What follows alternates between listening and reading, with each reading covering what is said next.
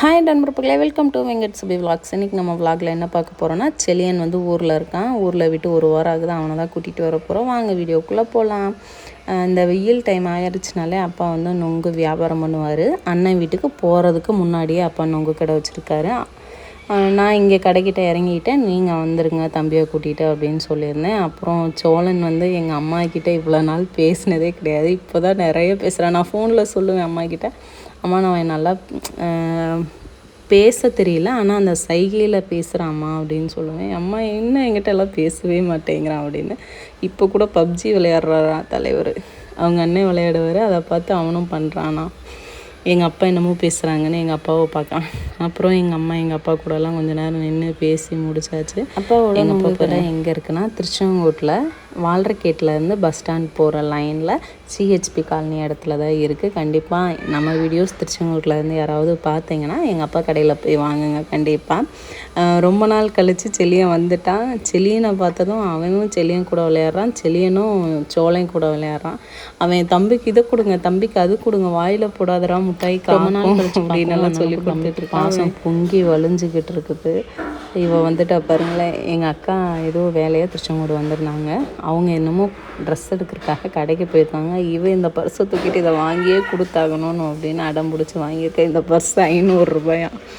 நாங்கள் சின்ன பிள்ளைகளெல்லாம் இருக்கும்போது 20 ரூபா பொருளுக்கு அழுது அடம் முடிச்சா கூட வாங்கி தர மாட்டாங்க. ஆனால் இன்றைக்கி அவங்க பேத்திக்கு அது சின்ன பொருளாக இருந்தாலும் அந்த ஒட்டு போகாத பொருளாக இருந்தால் கூட அந்த அமௌண்ட் போட்டு வாங்கி கொடுத்துட்றாங்க. நெக்ஸ்ட்டு வந்து பிளான் பண்ணிக்கிட்டு இருக்கோம். எங்கள் அப்பா கிட்ட ஐஸ் கடைக்கு போகிறதுக்காக அமௌண்ட் கொடுங்க அப்படின்னு சொல்லி ஒரு வழியாக நண்டு சண்டையெல்லாம் ரெடி பண்ணி கிளப்பி வச்சாச்சு. கடையில் போனால் எல்லோரும் அமைதியாக இருக்காங்க. இவனுங்க மட்டும் கத்திக்கிட்டு எல்லோரும் இவனுங்க உட்காந்துருக்குற டேபிளையே பார்த்துக்கிட்டே இருந்தாங்க. நானும் அவ்வளோ நேரம் பார்த்தோம். இவனுங்களை இங்கே வச்சா இவனுங்களும் சாப்பிட மாட்டாங்க, நம்மளும் சாப்பிட விட மாட்டாங்க அப்படின்னு சொல்லி, சரி இந்த கடையிலேருந்து வாங்கிட்டு நம்ம நொங்கு கடைக்கு போய் நம்ம அங்கேயே உட்காந்து சாப்பிட்டுக்கலாம் அப்படின்னு சொல்லி பிளான் பண்ணி நொங்கு கடைக்கு வந்துட்டோம். ஐஸ்கிரீம் வாங்குறதுக்கு நிதி டொனேட் பண்ணது எங்கள் நைனா தான். ஒரு வழியாக ஐஸ் எல்லாம் வாங்கின்னு வந்துட்டு சாப்பிட்டுட்ருக்கேன். எங்கள் அம்மா வெட்டி அள்ளுறது வந்து மாட்டுக்கு வந்து தீவனத்துக்காக அள்ளிகிட்ருக்காங்க. நான் கல்யாணத்துக்கு முன்னாடி அப்பா எப்போ நொங்கு கடை போட்டாலும் நான் தான் கூட அப்பா கூட போவேன். நானும் இதே மாதிரி வெட்டி இது பண்ணிகிட்ருப்பேன். அப்போல்லாம் எனக்கு வந்து அது ஒரு இதாக தெரியும், என்னடா இங்கே நம்ம டவுனுக்குள்ளே கூட்டிகிட்டு வந்து இப்படி உட்கார வச்சு நம்மளை அப்படி அள்ள விட்டுட்ருக்காருன்னு. ஆனால் ஒரு குறிப்பிட்ட ஏஜுக்கு அப்புறம் தான் எனக்கு புரிய ஆரம்பிச்சிச்சு, நம்ம அம்மா அப்பாவுக்கு சப்போர்ட் தான் பண்ணுறோம் அப்படின்னு சொல்லி. அதுக்கப்புறம் அந்த கூச்சமே எனக்கு போயிருச்சு. இந்த ஐஸை வாங்கிட்டு வந்து எங்கள் சோழனுக்கு ஐஸு திங்கவும் தெரியாது, ஆனால் அவன் வேணும்னு அடம் பிடிக்கவும் செய்யும்.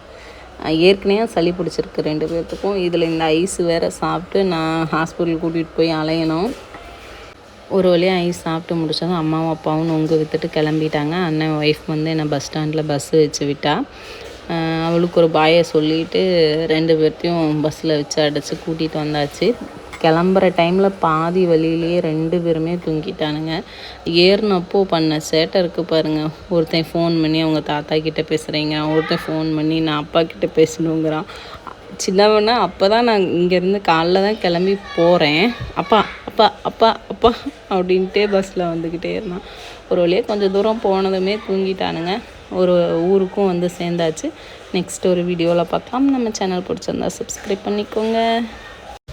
வீட்டுக்கு வந்ததுக்கப்புறம் மெயினாக சொல்ல மறந்துட்டேன் பார்த்தீங்களா, செலியனோட அவங்க அண்ணன் சிஎம் பதவி ஏற்றதுக்காக ஊர்வலத்துக்கு போயிருந்தான். அங்கே போயிருந்தப்போ இவன் செலியன் வந்து ரொம்ப ஒரு டிவிகேயோட ஃபேனு.